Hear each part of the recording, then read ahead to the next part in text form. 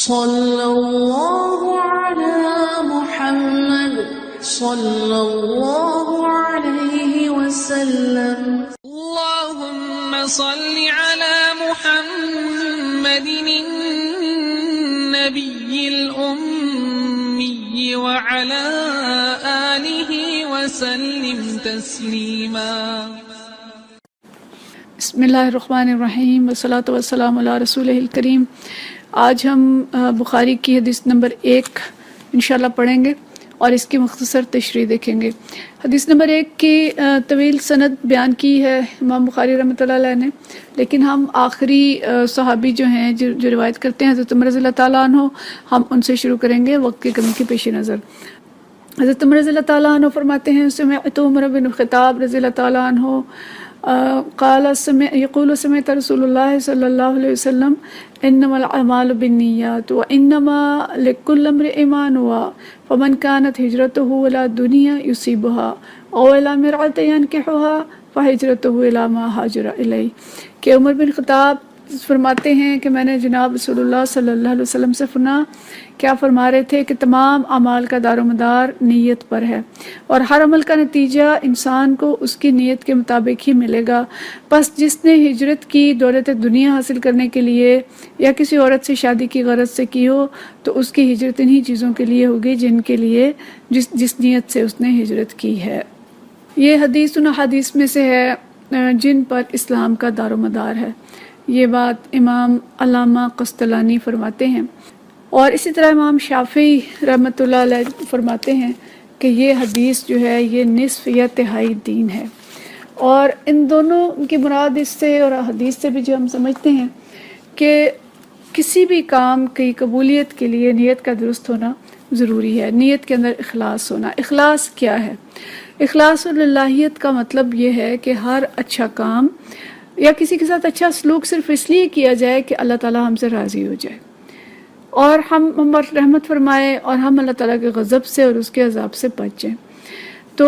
اگر بظاہر اعمال اچھے ہوں لیکن ان کے پیچھے مقصود جو ہے وہ نمائش ہو، ریا ہو، یا ان کا محرک اللہ کے سوا کسی اور کی رضا ہو، تو اس طرح کے اعمال کی انسان کو کوئی جزا نہیں ملے گی، اللہ تعالیٰ اس سے راضی نہیں ہوگا. ہم اپنے دنیا کے معاملات میں بھی دیکھتے ہیں کہ اگر کوئی ہماری خدمت کرتا ہے، ہمارے ساتھ اچھا برتاؤ کرتا ہے، ہم اس سے خوش ہوتے ہیں، لیکن جیسے ہی ہمیں پتہ چلتا ہے کہ جی اس نے تو جو کچھ کیا کسی غرض سے کیا کہ وہ ہم سے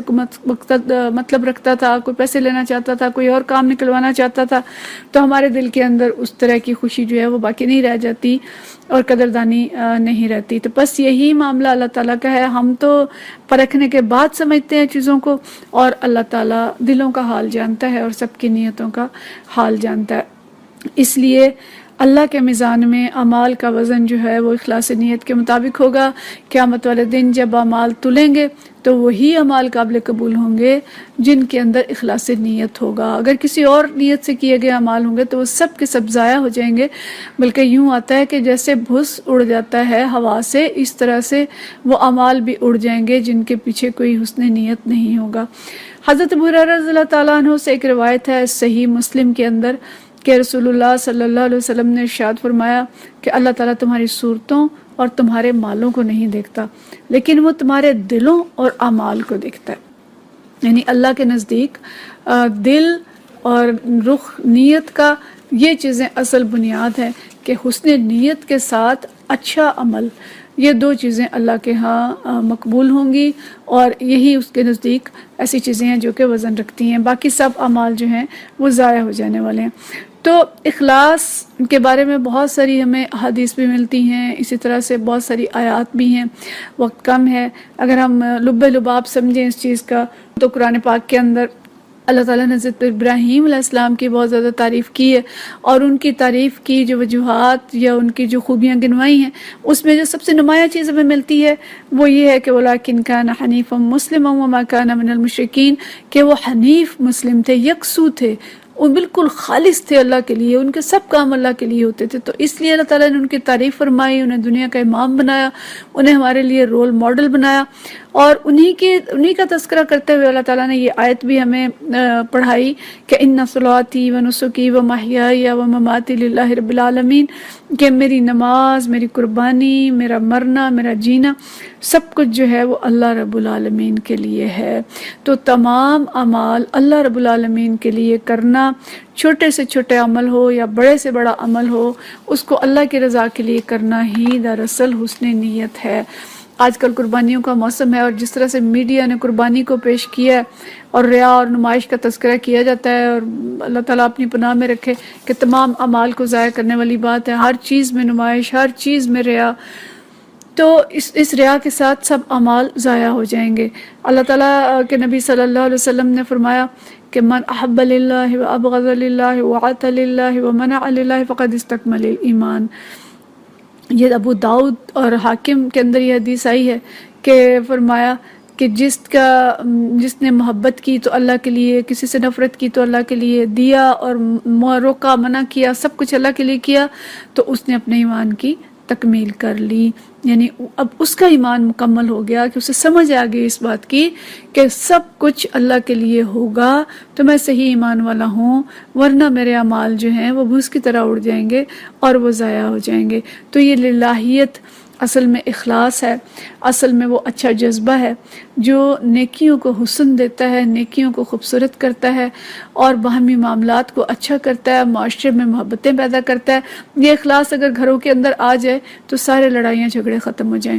میاں اور بیوی کے تعلقات اچھے ہو جائیں، ساس اور بہو کی شکایتیں کم ہو جائیں، ہماری قوت برداشت بڑھ جائے۔ ظاہر ہے جب ہم اللہ کے لیے کریں گے تو ہم چھوٹی چھوٹی باتوں پہ ناراض نہیں ہوں گے، چھوٹی چھوٹی باتوں پہ غصہ نہیں آئے گا، ہمارے مقصود یہ ہوگا کہ اللہ ہم سے راضی ہو جائے۔ یہ اخلاص نیت اداروں میں آ جائے، ڈاکٹرز میں آ جائے، اساتذہ، پولیس، مقننہ حکمرانوں میں آ جائے، سب انسان درست ہو جائیں اور سب کے جو اعمال ہیں وہ صحیح اعمال ہو جائیں، سب اپنے فرائض اللہ کو حاضر و ناظر جان کے اس کی رضا جوئی کے لیے ادا کریں اور آخرت کے بعد پر اس کے خوف سے کریں، تو یقین کریں دنیا بدل جائے۔ دنیا جو ہے یہ اس کے مصائب بھی کم ہو جائیں اور دنیا خوبصورت ہو جائے، کیونکہ ہر بندہ اللہ کی رضا کے لیے دوسروں کے ساتھ اس سلوک کر رہا ہوگا، دوسرے کے کام آئے گا، دوسروں کی ستائش کی پرواہ نہیں کرے گا، احسان نہیں جتائے گا، کسی کی مدد کرتا ہے، سخاوت کرتا ہے، کھانا کھلاتا ہے، تو سب کچھ اللہ کی رضا کے لیے کرتا ہے۔ تو اس طرح سے سب اعمال کے اندر حسن آ جاتا ہے اور اللہ تعالیٰ اخلاص سے کیے گئے اعمال کو کئی گنا بڑھاتا ہے۔ جیسے اللہ کے راستے میں خرچ کرنے کی مثال سورۃ البقرہ کے رکوع نمبر 36 کے اندر آئی ہے، وقت کم ہے ہمارے پاس، اس رکوع کو پڑھ لیجئے۔ طرح طرح کی مثالیں اللہ تعالیٰ نے دی ہیں، جس میں سے ایک مثال اگر ہم اس کا ایک آیت نمبر 265 ہم دیکھیں گے کہ وہ شخص جو اپنا مال اللہ کی رضا جوئی کے لیے اور اپنے نفس کو اثار اور انفاق اور راہ خدا میں قربانی کا خوگر بنانے کے لیے اللہ کے راستے میں خرچ کرتا ہے، تو اس کی مثال کیسی ہے؟ کمثل جنۃ بربوۃ اصابھا وابل فآتت اکلھا ضعفین، کہ جیسے کسی کا باغ سطح مرتفع پہ ہو اور اس کے اوپر بارش برسے تو وہ کئی گنا پھل لائے، دگنا چگنا پھل لائے۔ یعنی جب ایک اچھی زمین کے اندر کوئی بیج بویا گیا ہے، وہ زمین پانی جذب کرتی ہے، اس پہ بارش ہوتی ہے تو دگنے چگنے پھل پیدا ہوتے ہیں۔ تو وہ اچھی زمین، وہ قلب، وہ نیت، وہ ساری چیزیں اس کے اندر آ جاتی ہیں کہ کس طرح سے اللہ تعالیٰ نیک اعمال کو پھر بڑھا چڑھا کے انسان کو ان کا اجر دے گا، دنیا کے اندر فوائد دے گا، آخرت میں جنت دے گا، آخرت کے درجات بلند کرے گا۔ اور اسی طرح سے وہ شخص جو اپنے مال کو لوگوں کے دکھاوے کے لیے خرچ کرتا ہے، اس کی مثال اس سے پچھلی آیت میں ہے جو آیت نمبر 264 ہے، کہ یہ لوگ، ایسا شخص جو اپنا مال دکھاوے کے لیے خرچ کرتا ہے اور اللہ یوم آخر پر ایمان نہیں رکھتا، تو اس کی مثال ایسی ہے کہ جیسے پتھر کی ایک چٹان ہو جس پہ کچھ مٹی آ گئی ہو، اور اس پہ جب زور سے بارش برسے تو اس مٹی کو بھی بالکل صاف کر دے۔ تو یہ ریاکار لوگ ہیں کہ کچھ نیکی اگر ہمیں نظر بھی آتی ہے تو قیامت والے دن وہ اسی طرح سے صاف ہو جائے گی جیسے کہ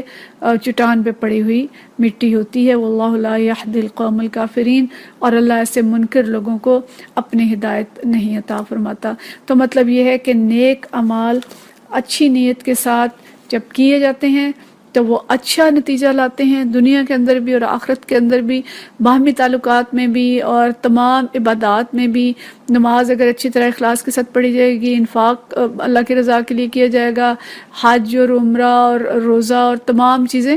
تو ان کا بھی بہترین اجر ہوگا، اور باہمی تعلقات، باہمی معاملات اور تمام نیکیاں اگر اللہ کی رضا کے لیے کی جائیں گی تو سب کی سب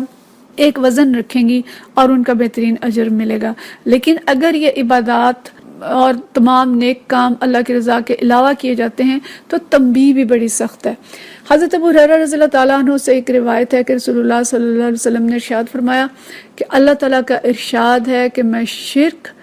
اور شرکت سے سب سے زیادہ بے نیاز ہوں، یعنی شرک اور شرکت سے بے نیاز ہوں، کہ جو شخص بھی کوئی عمل اللہ کی رضا کے علاوہ کسی اور کی خوشنودی کے لیے کرے گا تو اللہ اس سے بیزار ہے۔ یہ مسلم کی حدیث ہے۔ اسی طرح سے ایک اور مسند احمد کی حدیث ہے جس میں آپ صلی اللہ علیہ وسلم نے فرمایا، حضرت ابو سعید ابن فضالہ یہ حدیث نقل کرتے ہیں کہ جب اللہ تعالیٰ قیامت کے دن، جس کے آنے میں کوئی شک نہیں ہے، سب آدمیوں کو جمع کرے گا تو ایک منادی یہ اعلان کرے گا، جس شخص نے اپنے کسی ایسے عمل میں جو اس نے اللہ کے لیے کیا کسی اور کو بھی شریک کیا تھا تو وہ اس کا ثواب اسی دوسرے سے جا کے طلب کرے، کیونکہ اللہ تعالیٰ سب شرکا سے بے نیاز ہے۔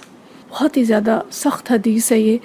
کہ کوئی بھی کام اگر ریاکارانہ طور پر کیے جائیں گے جس سے نمود و نمائش اور شہرت اور دکھاوا مقصود تھا یا کسی اور کی خوشنودی مقصود تھی تو قیامت والے دن اللہ تعالیٰ یعنی اعلان کرا دے گا، دیکھے گا بھی نہیں ان کی طرف،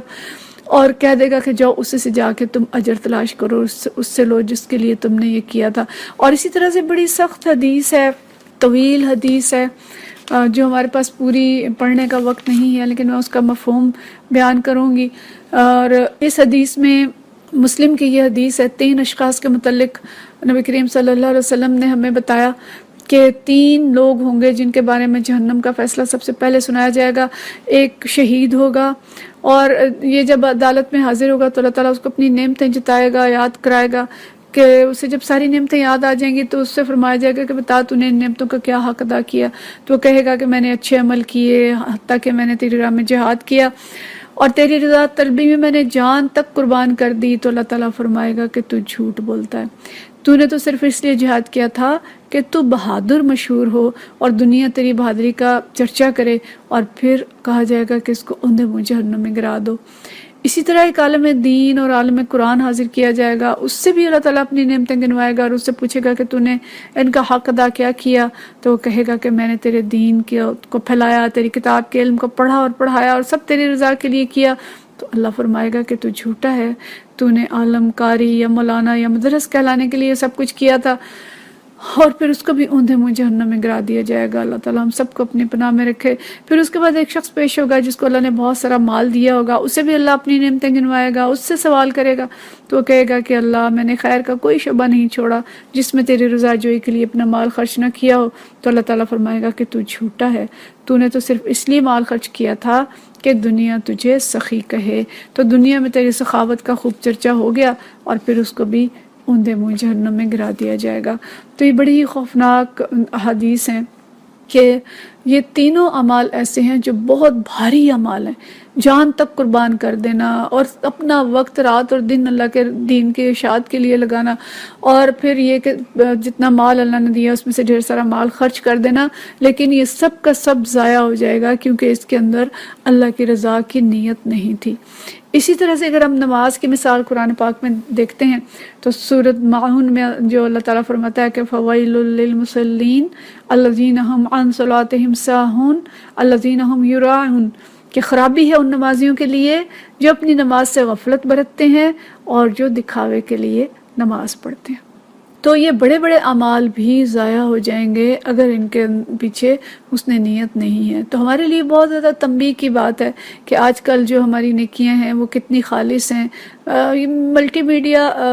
سوشل میڈیا اور فیس بک اور اس نے تو شاید بہت ساری نیکیاں جو ان کو خالص رہنے نہیں دیا، کہ ایک چھینک آتی ہے تو وہ بھی فیس بک پہ شیئر ہوتی ہے، ایک ذرا سی نیکی کرتے ہیں تو بس جلدی بے چینی ہوتی ہے کہ اس کی تصویر بھی اور اس کی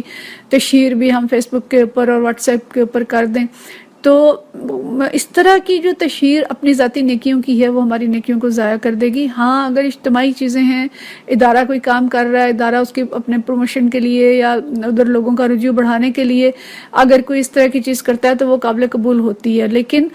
جو افراد ہیں وہ اپنی نیکیوں کو چھپا کے رکھیں، اور جتنا چھپائیں گے اتنا ہی اخلاص نیت ہوگا۔ رسول اللہ صلی اللہ علیہ وسلم سے جب پوچھا گیا اخلاص کے بارے میں تو حضرت ابو ہریرہ رضی اللہ تعالیٰ عنہ فرماتے ہیں کہ آپ صلی اللہ علیہ وسلم نے فرمایا کہ جب بندہ کھلے طور پہ نماز پڑھتا ہے اور خوبی کے ساتھ پڑھتا ہے، بہت اچھی نماز پڑھتا ہے، اور جب پوشیدہ طور پر بھی اسی خوبی کے ساتھ پڑھتا ہے، تو اللہ تعالیٰ فرماتا ہے کہ میرا یہ بندہ جو ہے یہ صدق اور راستی کا حامل ہے۔ یہ ابن ماجہ کی حدیث ہے، یعنی یہ کہ کھلے اور چھپے دونوں طرح سے جو اعمال کیے جائیں وہ برابر ہوں۔ ایسا نہیں کہ تنہائی میں ہوں تو اعمال ٹھیک نہ ہوں اور جب کسی محفل میں ہوں تو بہت اچھے ہوں۔ اسی طرح سے ہم یہ بھی دیکھ سکتے ہیں کہ بعض اوقات ایسا بھی ہوتا ہے کہ ہم گھر والوں کے ساتھ تو بہت اچھے نہیں ہوتے، لیکن ہم باہر بہت اچھے ہوتے ہیں، ہمارا اخلاق اور ہمارا کردار بہت اچھا ہوتا ہے۔ یہ بھی بڑی فکر کی بات ہے کہ باہر اچھا ہونا اور گھر میں اچھا نہ ہونا، یہ بھی ایک اس چیز کی علامت ہے کہ ہم دوسروں سے واہ واہ تو چاہتے ہیں، لیکن گھر کے اندر اگر ہمارا اخلاق کردار اپنے اہل خانہ کے ساتھ اچھا نہیں ہے تو یہ بھی اخلاص نیت نہیں ہے۔ بہرحال لیکن اخلاص نیت کے بارے میں یہ احادیث جو ہیں یہ اس میں احتیاط کی بھی ہمیں ضرورت ہے کہ یہ دوسروں کو پرکھنے کے لیے نہیں ہے۔ حضرت عمر رضی اللہ تعالیٰ عنہ کا یہ بھی فرمان تھا کہ ہم تو ظاہر پہ فیصلے کریں گے، ہمیں نہیں معلوم کسی کی نیت کیا ہے، نیت جو ہے وہ سینے کے اندر ہوتی ہے۔ ہم پرکھنے کے بعد تو کوئی نتیجہ نکال سکتے ہیں، لیکن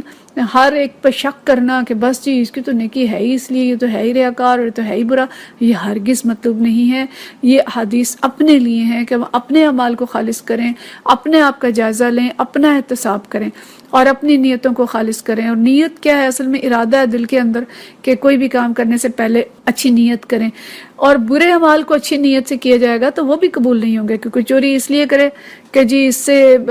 پیسے کما کے تو میں غریبوں پہ خرچ کروں گا۔ تو یہ ساری چیزیں ہمارے لیے ہیں جن پہ ہم غور کریں، اپنے اعمال کو ضائع ہونے سے بھی بچائیں، اور ہمارے لیے جو اس کے اندر سبق ہے یہ کہ ہر کام کرنے سے پہلے ہم اچھا ارادہ کریں، چاہے نماز پڑھ رہے ہیں، کوئی اور عبادت کر رہے ہیں تو ہم نیت کریں۔ نیت تو اس میں مولا نے ہمیں ویسے ہی سکھائی ہے، ہر چیز کی نیت موجود ہے، ضروری نہیں ہے کہ اس کو زبان سے بیان کیا جائے، اس کو دل میں سوچنا اور دل میں پختہ ارادہ کرنا۔ اسی طرح گھر کے کام کرتے ہوئے، کھانا پکاتے ہوئے، کپڑے دھوتے ہوئے، شوہر کی خدمت کرتے ہوئے، ساس سسر کی خدمت کرتے ہوئے، والدین کی خدمت کرتے ہوئے، سب کچھ کرتے ہوئے ہم نیت اللہ کی رضا کی کر لیں تو انشاءاللہ تعالی ہماری ساری چیزیں، ہمارے سارے کام جو ہیں وہ عبادت بن جائیں گے۔ بلکہ مسنون دعائیں جو ہمیں سکھائی گئی ہیں وہ اسی اخلاص نیت کی طرف اشارہ کرتی ہیں کہ سوتے وقت ہم پڑھیں اللہم بسمک اموت واحیا۔ اب یہ کیا ہے کہ سونا اور جاگنا، موت اور زندگی اللہ کے نام سے، تو گویا یہاں پہ ہم نے لیٹتے ہوئے بھی اپنے آپ کو خالص کر لیا، اور بسمک ربی وضعت جنبی کہ اپنی میں جو پشت رکھ رہی ہوں تیری رضا کے لیے سارا کچھ کر رہی ہوں۔ اسی طرح سے کوئی ڈاکٹر ہے، کوئی استاد ہے، کوئی اور ہماری جاب ہے، تو ہم اپنی ڈیوٹی پہ جاتے ہوئے، کلینک پہ جاتے ہوئے اپنی نیت کا جائزہ لے لیں تاکہ ہمارا کوئی بھی عمل ضائع نہ ہو، اور اللہ تعالیٰ ہمیں ہر چیز کا اجر عطا فرمائے۔ تو ہم وقتاً فوقتاً اپنا جائزہ لیتے رہیں، اپنا محاسبہ نفس کرتے رہیں تاکہ ہمارے اعمال ضائع نہ ہوں۔ اور ایک دعا ہے مناجات مقبول میں، یہ کتاب عمومی طور پہ مل جاتی ہے، اس کے اندر ایک حدیث ہے جس میں نبی کریم صلی اللہ علیہ وسلم کی ایک طویل دعا ہے جس کا میں ایک حصہ صرف آپ کے سامنے پڑھ دیتی ہوں، کہ جس میں آپ یہ دعا کرتے ہیں کہ اللہ میں نے کوئی عمل تیرے لیے خالص کیا ہو لیکن ان چیزوں کی اس میں آمیزش کر لی جو تیرے لیے نہ تھی تو مجھے اس پہ معاف کر دینا۔ یعنی اگر کوئی ایسی کبھی غلطی ہو جائے تو اس سے معافی مانگ لیں اللہ سے، اور کثرت استغفار کریں اور اپنی نیت کا ہر وقت جائزہ لیتے رہیں۔ اللہ تعالیٰ ہم سے راضی ہو جائے۔ وآخر دعوانا ان الحمدللہ رب العالمین۔ صلی اللہ علی محمد صلی اللہ علیہ وسلم۔